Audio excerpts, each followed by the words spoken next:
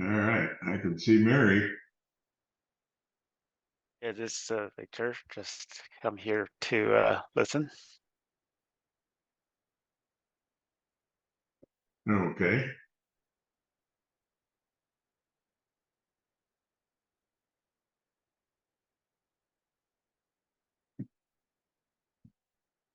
you're Mary, you're muted. Oh, weird. Okay.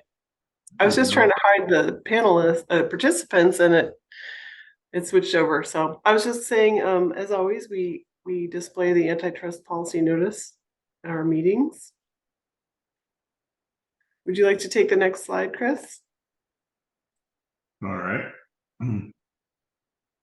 Yeah, so on the agenda today, we're going to talk about the old news and from last week, and we'll take a look at the standards and core material, and then we'll close out the meeting. If anybody just has any other business, we'll go through that,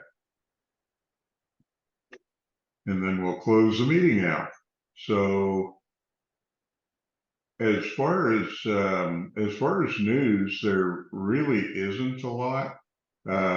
We have the security assurance specification has still not been released by the ISO team. They did say that it will probably be next week before it gets published. So, but in any event, we should have it before the end of this month. So that's great. People will be able to start adopting it and go through the checks, and then they'll start doing the same thing they did with the licensing spec, declaring conformity or getting assessed. So, yeah, Korea Telecom did adopt the licensing specification last week, and they formally announced that.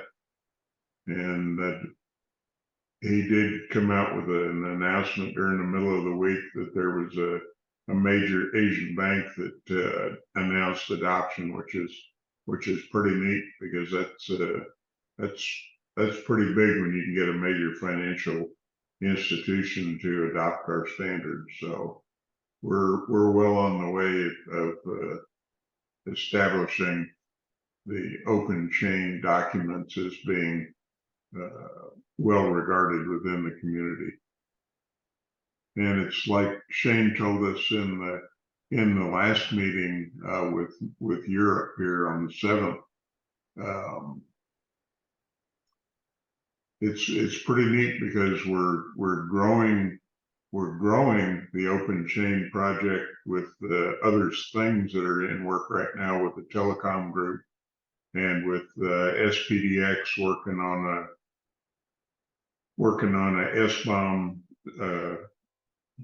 definition and those types of things. So I think that it's going to flesh it out to where people will have a whole set of standards in order to take care of open source software and be able to attest back to they're following this specification or this specification in order to release their software. And that'll give us a lot more confidence in the supply chain that what we're getting is good quality software. Do you have anything to add to that, Mary? No, I think that sums it up. Okay. Can you see, I'm trying to forward to the next slide. Okay, can you see the work on standards and core material slide? Yes. Great. Okay. You wanna go ahead? Yeah. So right now, what Shane was talking about last week is that we've got proposals open right now for the license compliance 3.0 and also our security assurance 2.0 that we need to take a look at in the next couple of weeks, because they're going to be presented to to the board on December the 5th to get some feedback from them as to whether or not they like them, whether or not they have any suggestions, or just what their general commentary is, because they will be the ones that will actually approve us going forward with presenting another specification. So I had some thoughts on that idea, and we'll talk about that in a little bit once we get to the security assurance and licensing compliance steps. They talked a bit about OpenChain contribution process management, and I think that that's well underway. Do you know anything more in detail about that, Mary? So Chris, I was going to ask you, I haven't been invited to any meetings where it was discussed. I've looked at the draft. It looks pretty bare. There's a lot of placeholders. And on the OpenChain calendar, I mean, I see the education work group and I see, telecom work group. I don't know where this is happening, or maybe it's all happening online in the GitHub. That could be. But so we have a slide specifically on this one coming up in a few slides, and we can talk about it more there. Okay. I don't have a lot of information. I've been trying to get more information about it, and I have failed so far. Yeah, I know that the company that I work for, I gave them a draft contribution process that I'd gotten from somebody in the open source community. And we're using that as a framework. We're probably 2/3 of the way finished with our contribution process.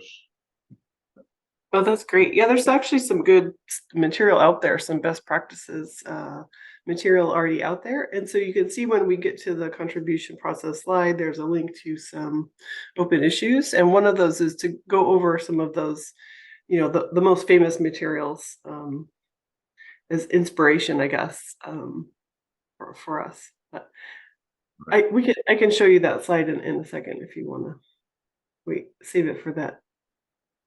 And, is there any recordings for this meetings discussing about this work?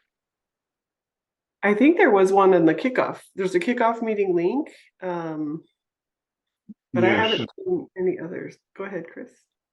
Yeah, and then Shane did talk about it, and he talked to somebody who's involved with that process and kind of got a little short update to him.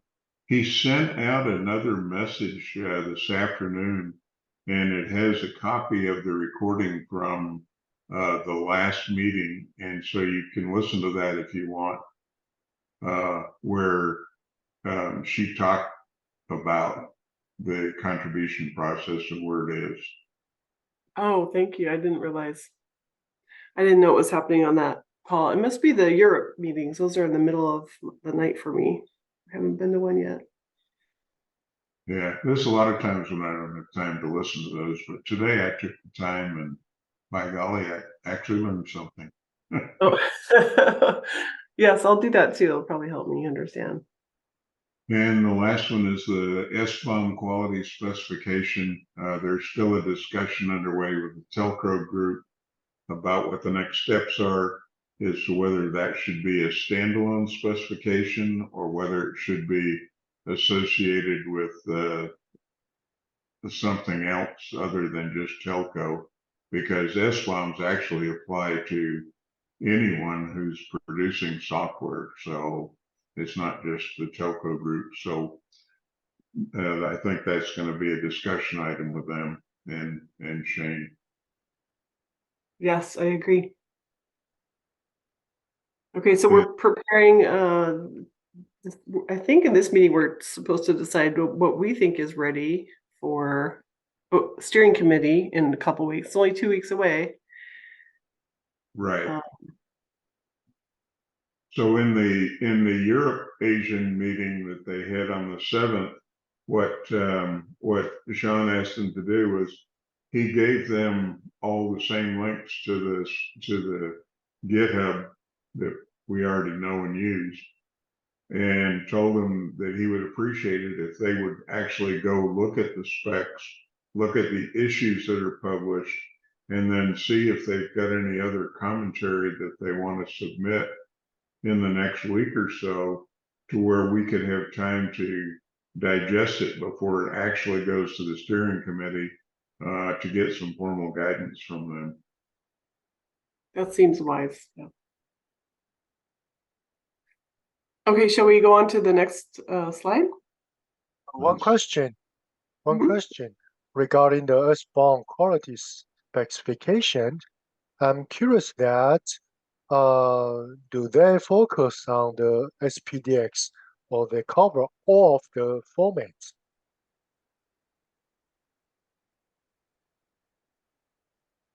That's a great question. I am not up to date on this discussion, but I have heard mention of SPDX.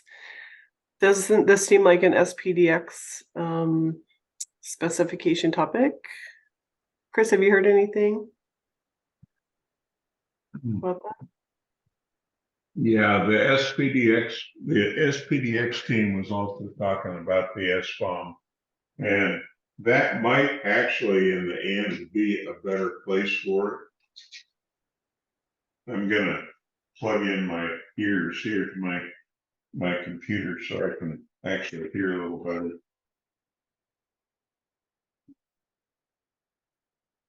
So did that answer that question, or I couldn't quite hear it very well.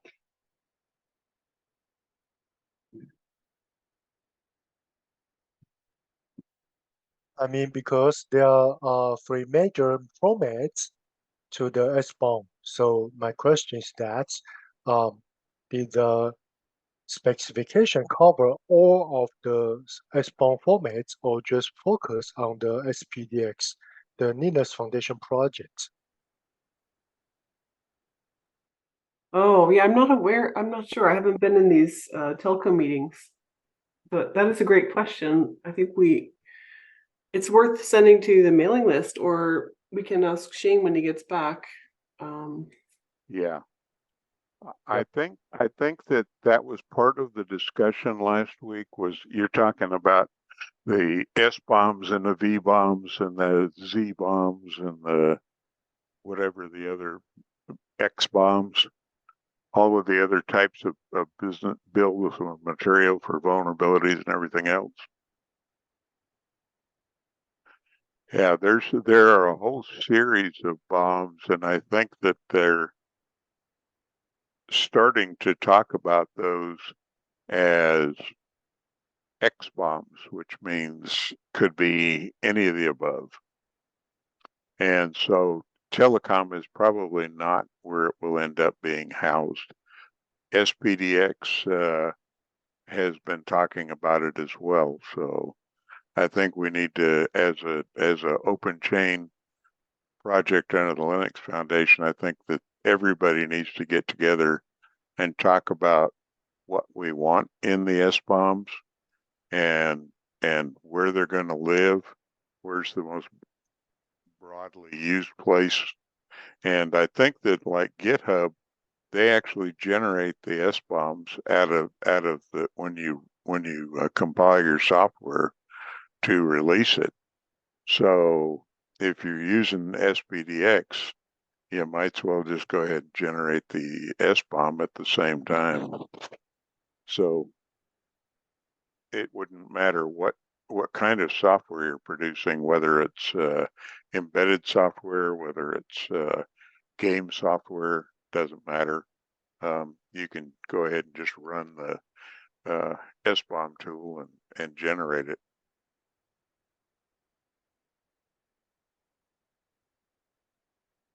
So that is a good question, though. I agree. Okay, well, would you like to proceed to the next slide? Yes. One more question, sorry. Oh, no problem. Sure. The licensing, I looked through the OpenChain YouTube channel. It has a lot of good information, except I cannot find any OpenChain license compliance discussion. I know there's a lot of broadcasts of what it's about.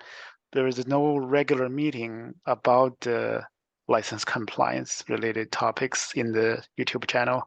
Maybe I'm not looking at the right place. Is there any recording? I have not. But Are you it would talking be, about educational videos, or do you mean meeting recordings? Meeting recordings, basically, because Oh. this is OpenChain license compliance 3.0, but I don't find anything like discussion about what need to be in the compliance specification. Okay. Yeah, I wasn't aware of that. I think Yeah. that'll be a question for Shane. Like, what happened to those? I wonder if they're recording their sessions like we do on security assurance. I would think that Shane would have that in place, but Yeah, it's automatic. As soon as I logged in, it started recording. Yeah, let's find out. Maybe they haven't had a meeting in a while. As you'll see when we get to the